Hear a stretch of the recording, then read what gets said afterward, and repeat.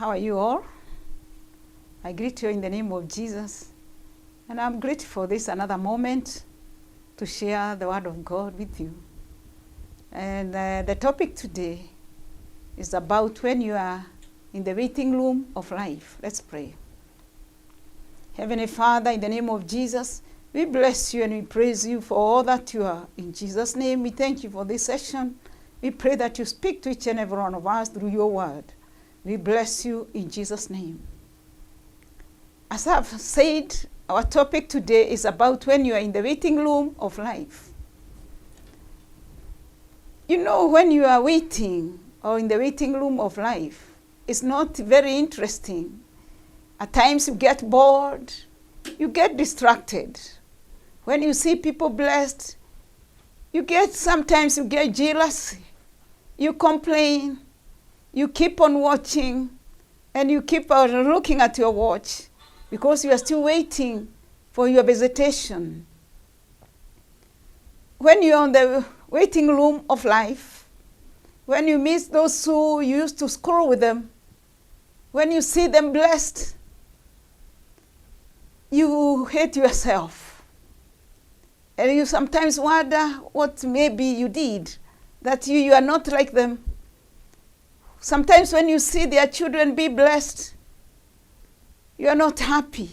When you see your friends driving good cars, you are not happy because you are still in the waiting room of life. Sometimes you meet those you are schooling with them, and maybe they are settled, happily settled in a marriage, with a family, with their children. And here you are still waiting for your husband to come along. You're still waiting for your wife to come along. Elimu you have. Masomo iko, Bwana Yesu atukuzwe. Elimu you have. Money you have. But nothing is happening in your life. You are still in the waiting room of life. Bwana Yesu atukuzwe. When you are in the waiting room, sometimes you become anxious. You become impatient. At times you may feel like you want to help God. Sometimes you are even a believer. And when you have been waiting for a husband to come along, and here you are a believer, you feel like giving up, even getting engaged to a man who is not even a believer or a wife who is not a believer. You kind of try to help God in the process of waiting. And when we see the word of God in Genesis chapter 16, 1-4, I'm seeing the wife of Abraham, Sarai, trying to help Abraham or to help in the process of the promised child. And we are going to read the word of God from Genesis chapter 16, verse 1-4, and I read from New King James Version. Chapter 16, verse 1-4. Now Sarai, Abraham's wife, had borne him no children, and she had an Egyptian maidservant whose name was Hagar. So Sarai said to Abraham, "See now the Lord has restrained me from bearing children. Please go in to my maid, perhaps I shall obtain children by her." And Abraham heeded the voice of Sarai. Then Sarai, Abraham's wife, took Hagar, her maid, the Egyptian, and gave her to her husband, Abraham, to be his wife. After Abraham had dealt 10 years in the land of Canaan. So he went in to Hagar, and she conceived. And when she saw that she had conceived, her mistress became despised in her eyes. Bwana Yesu atukuzwe. So Sarai helped the husband, Abraham, to speed up the process of waiting, because she has been, or they have been, in the waiting room of life. Bwana Yesu atukuzwe. And now when she assisted in the process in order to have the baby, which the baby came, yes, as we have read, but it became also a problem in the family. Bwana Yesu atukuzwe. That is not my point. My point is, when you are in the waiting room of life, what normally happens to human beings. I love the story of Zechariah, the father of John the Baptist. which teaches me a lot of things, and I admire his attitude. When we look at Sarai, she was trying to help in the process, because somehow as a human being, she thought she has waited, or they have waited for too long. Sometimes they looked at themselves and they thought they were becoming time bad. And she felt like, I need to help God.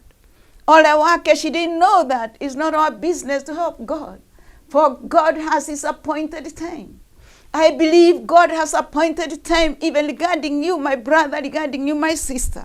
And that's why I'm saying I love the character of Zechariah, the father of John the Baptist. And we are going to read the word of God regarding them in Luke chapter 1, verse 5 to 16. Amen. Praise Jesus. Bwana Yesu atukuzwe. Bwana Yesu asifiwe. I admire the character of Zechariah, and as we read it, I'm reading it in the name of Jesus. From chapter 1, verse 5, there was in the days of Herod, the king of Judea, a certain priest named Zechariah of the division of Abijah. His wife was of the daughter of Aaron, and her name was Elizabeth. And they were both righteous before God. There is a point I want us to note here, that they were both righteous before God. Bwana Yesu atukuzwe. And they were both righteous before God, walking in all the commandments and ordinances of the law blameless. They were righteous before God, and they walked before God blameless, keeping the commandments of God. Bwana Yesu atukuzwe. But they had no child, because Elizabeth was barren, and they were both well advanced in years. So it was that while he was serving as priest, I want you also to note the point. While he was serving as a priest, Bwana Yesu atukuzwe, before God in the order of his division, according to the custom of the priesthood, his lot fell to burn incense when he went into the temple of the Lord. And the whole multitude of the people was praying outside at the hour of incense. Then an angel of the Lord appeared to him, to Zechariah, amen, Bwana Yesu atukuzwe, standing on the right side of the altar of incense. And when Zechariah saw him, he was troubled, and fear fell upon him. But the angel said to him, do not be afraid, Zechariah, for your prayer is heard. Bwana Yesu atukuzwe. I want you also to note that, do not be afraid, Zechariah, for your prayers are heard. Bwana Yesu atukuzwe. And your wife Elizabeth will bear you a son, and you shall call his name John. Amen. And you have joy and gladness, and many will rejoice at his birth. Bwana Yesu atukuzwe. Why? For he will be great, amen, in the sight of the Lord. He will be great, amen, in the sight of the Lord, and shall drink neither wine nor strong drink. He will also be filled with the Holy Spirit, even from his mother's womb. Amen. And he will turn many of the children of Israel to the Lord their God. Bwana Yesu atukuzwe. Praise Jesus. As I had said there before, it's a character I admire, for I admire his attitude. For according to the text which we have just read now, is that Zechariah and his wife walked before God in righteousness. Bwana Yesu atukuzwe. Not before men, because I'm seeing people, especially nowadays, big people have lip service.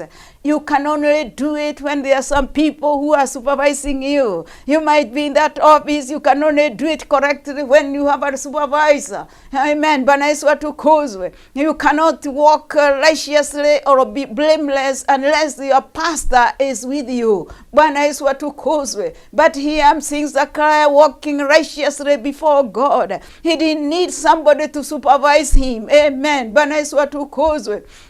I'm seeing him walking blameless. I'm seeing him even keeping God's commandments and testimonies and statutes. Oh, Amen. Bwana Yesu atukuzwe. He didn't need somebody to remind him. He didn't need anyone to remind him what he's supposed to do. And yet they had no child. He walked faithfully and righteously before God. And yet he did not have a child. Amen. Bwana Yesu atukuzwe.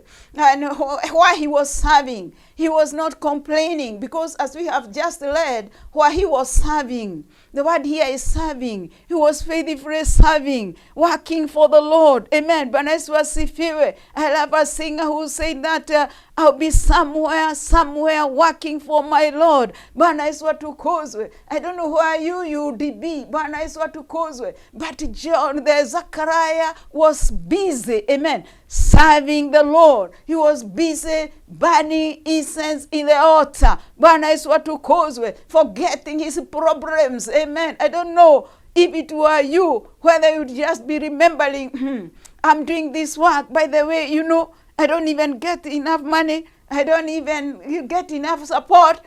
Complaining as you are burning the incense. Complaining as you are serving God. I don't know where you are. I don't know you are in which category. Bwana Yesu atukuzwe. But I'm seeing Zechariah serving God sacrificially and willingly. Amen. Regardless of what he had. Whether the wife was barren, he was serving God. He continued working for God, and he continued serving God willingly. Amen. Bwana Yesu atukuzwe. And I still wonder how you yourself would do it. Would you do it faithfully? Amen. Whether you have enough cash or you are being, how would you serve? But Zechariah served faithfully. He continued serving God and burning incense faithfully. Amen. Bwana Yesu atukuzwe. For that time, according to what we have just read, it was his lot to burn incense while the others were praying outside. And he went there and he started doing what he knows best, serving God. And when he was serving God so faithfully, the angel of the Lord appeared to him. Bwana Yesu atukuzwe. The angel of the Lord appeared to him. And I thank God for that. And when the angels appeared to him, he delivered a message. Bwana Yesu atukuzwe. And the message was, do not be afraid, Zechariah. Why? Your prayers have been heard. Amen. Bwana Yesu atukuzwe. Do not be afraid. Your prayers are heard.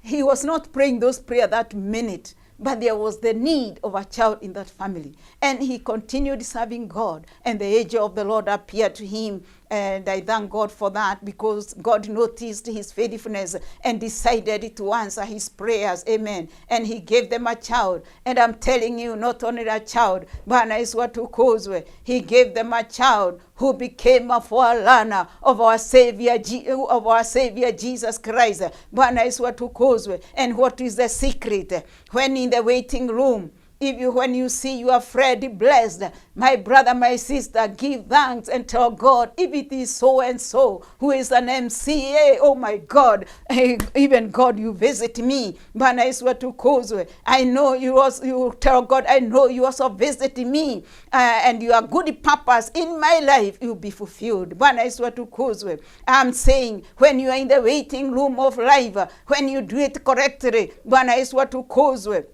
When you do it, but you do it correctly, thanking God and knowing that if he has done it for so and so, he will also visit you. If you do it well, you will also be able to receive your miracle. Bwana Yesu atukuzwe. I don't know whether I'm talking to people who have been in the waiting room of life. You have been waiting. You have been complaining. I don't know. You have been waiting and you even feel sometimes you are anxious.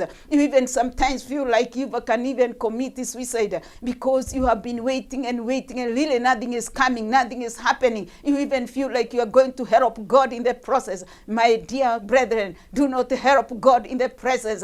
Continue waiting. And I'm telling you, if you do it correctly at the appointed time, your miracle will come along your way and you receive it and you give God praise and thanks. You are there. I want to pray with this somebody. You need prayers. You have been waiting. I'm telling you, the Lord will come. The Lord will visit you. Let's pray. Lift up your hand. That I pray with you that your life will be changed and you will keep on waiting. Keep on waiting, my brother. Keep on waiting. At the right moment, at the appointed time, God will visit you and you receive your miracle. I would ask you to raise up your hand and pray with me. Almighty God and everlasting Father, I bless you and I praise you for who you are. Thank you for those hands which are risen this moment, my Father. There are those people who have been waiting on you, my Father. Some who have been complaining, we repent. Where they have been complaining, we repent. Where they have been jealous when they see others blessed, oh my Father. Thank you, you are changing their attitude. You are changing them, my God and my Father. Instead of being jealous, they will embrace. Instead of jealous, they will even thank you, my Father, knowing that Jehovah God, you are faithful God, and at the right moment, at the appointed time, you show up for them. You visit them. You bless them. And your good purpose for them will be fulfilled for the glory of God. Bless them, my Father, and do them good according to your word. In Jesus' name we pray and believe. Thank you very much. I will see you next time, next week, same time. God bless you and keep you. Bye.